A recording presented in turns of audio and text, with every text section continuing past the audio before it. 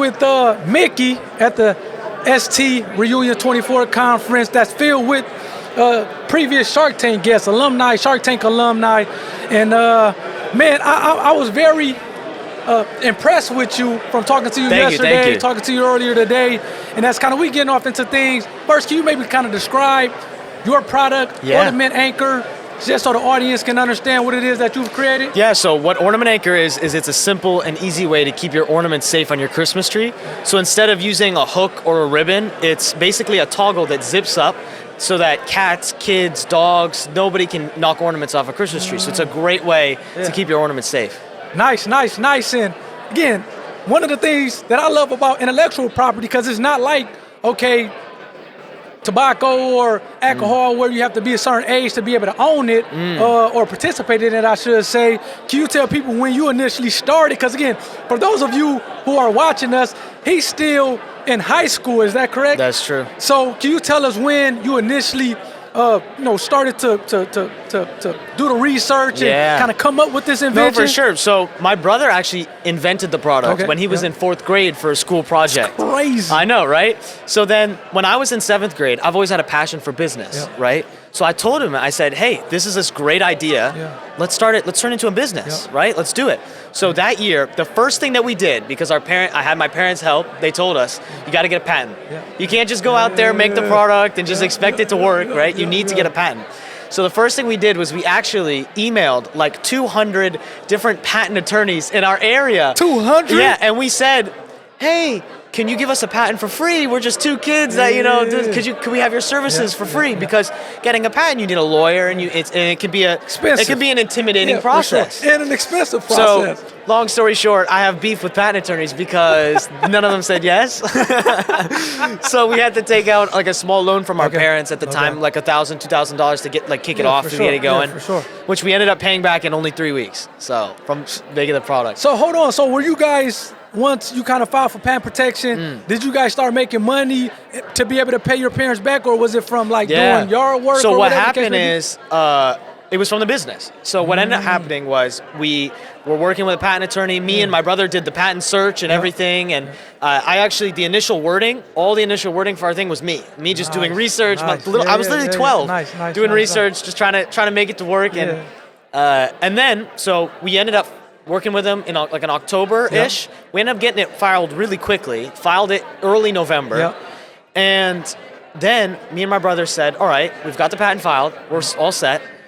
Let's go to local Christmas fairs and local craft fairs around our area to see if it's a product that people like. Is it worth it, right? What colors do they like it at? What price point is it going to sell out? Who is our target customer? Who's buying it more than whoever else? So that was the goal. We did a grassroots strategy, and I think that year we made like $5,000, which to me and Ion was like, oh my God, we're rich. No. And that's, to two little kids, And that's crazy that you're saying $5,000 because you were telling me what you guys are doing now. Today. Can you say what you guys are doing in terms of, you don't have to give the exact amount. No exact numbers, but we're in the 7 figures, which is it's just absurd. It's crazy. We took a little small-time project. We kept growing it. And one really important key factor is events like this, meeting people, right? If we hadn't gone to the first Shark Tank event, we wouldn't have had the QVC Connect, right? It's all about connections. So being able to know somebody that knows, oh, here's how I can get you on the GMA, Good Morning America. Here's how I can get you to CNN. So we ended up being, in our second, third year, when we started actually making money, making traction, we were everywhere on all sorts of news stations and things like that. We ended up getting on Shark Tank, which we'll talk about later, and it just spiraled from there. And it's been a learning process. It's not been easy. We've had a lot of mistakes. Retail was something for us that we went into. We were gung-ho on, super excited, and sometimes it doesn't work out, right? So it's a learning process. No, for sure. This last 5-ish years now have gone by, and it's been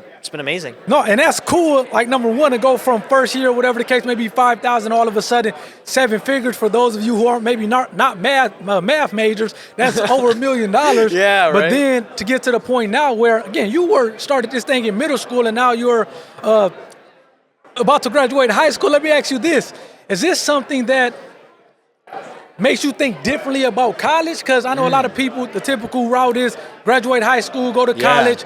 I mean, you're already having a business that's generating over $1 million in revenue. So does that have you think about college differently? That's a great question. I want to go to college, right? I think it's a really good plan B. I love learning. I'm a big learning person anyway, so getting an education like that is not only going to be something that I will need to know, but it's also going to be just fun, you know, for me. Meeting people, making connections. A lot of people say college is the best 4 years of your life, so I'm not going to miss out on that just because I might be able to kick my life off a little earlier, than some other people. For sure. I think it's worth it. It's expensive, right? That's why, even though I've had the business, and even though I do this, I study the hardest I can for the SAT, my AP test. Like, I'm making sure I'm getting the scores. If I need a scholarship or anything, just because you never know what's going to happen with life, with business. Sometimes things just happen, right? So you never know. So it's a great plan B to get a degree, and it's something I've always wanted to do. So nice. So then, and I agree 100%. That was definitely some of the best times in my life, but just kind of thinking back at Michigan State over there in East Lansing. So kind of we're all here because this kind of room and this conference is filled with Shark Tank, previous Shark Tank participants. Can you talk about your guys' mindset of what was the reasoning for saying, okay, let's go to Shark Tank or go on Shark Tank, and kind of why do we need to go on Shark Tank to maybe get the business to the next level? Can you talk about that experience? Yeah, so I grew up in a family of entrepreneurs, right? It's in my blood. My great-great-grandfather started a business back in 1917, right? So I've loved business. I've loved Shark Tank. Before we went on, I watched every single episode that exists. It was like my childhood show with Shark Tank. I look up to the sharks so much. And so naturally, it was like, we know there wasn't a big chance, but could we do it? Maybe. It's like 2 kids. It's a good story. We might have a shot. So we went through this. It's a grueling application process. I've heard. They say that it's harder than Harvard statistically to get into Shark Tank from the amount of people that audition.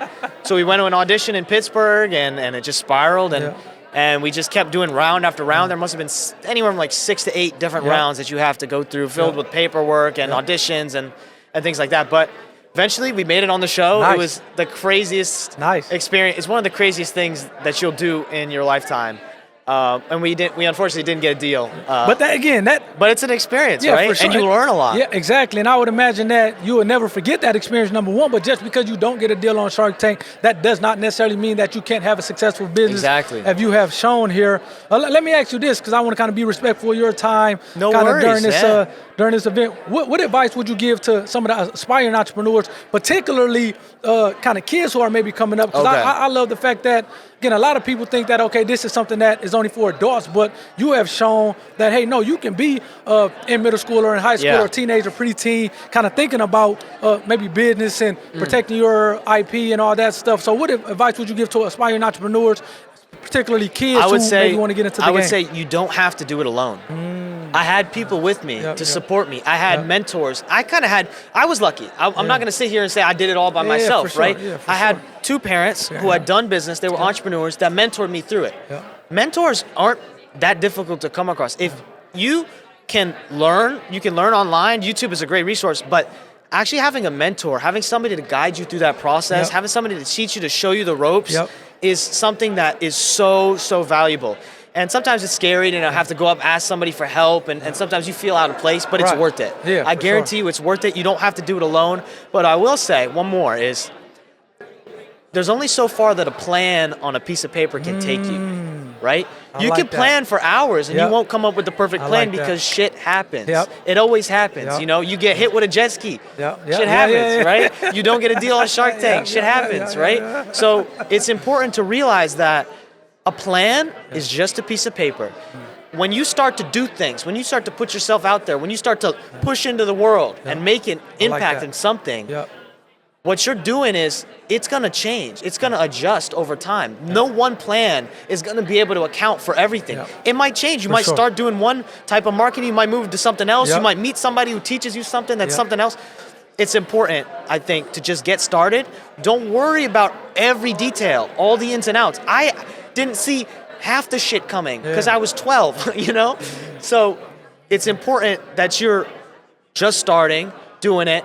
Don't plan too much because sometimes you can get caught up in that. And I know me, I'm a perfectionist, so I get caught up in that stuff sometimes. But really, it's important to just do the big things and go. But No, I think that was phenomenal advice. I guess the last question for you, and probably the most important question, how can people follow you? How can people go purchase the product? I know, Christmas or whatever the case may be has just kind of passed, and I'm not sure if they can use it for other activities or other, holidays or whatever the case may be. But how can people follow you, number one? And then so go we have an the product? Instagram. I think it's at Ornament Anchor.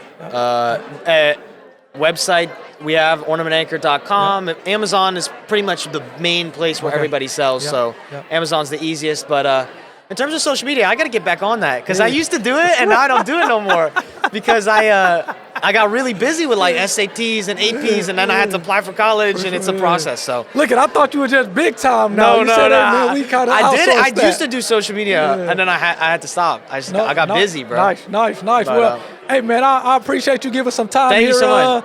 It's been good. It's been absolutely, and I'll see you around over the course of the weekend. Over the whole weekend. Yeah. Thank you so much. Yep, absolutely. That's it. We'll see you guys next time.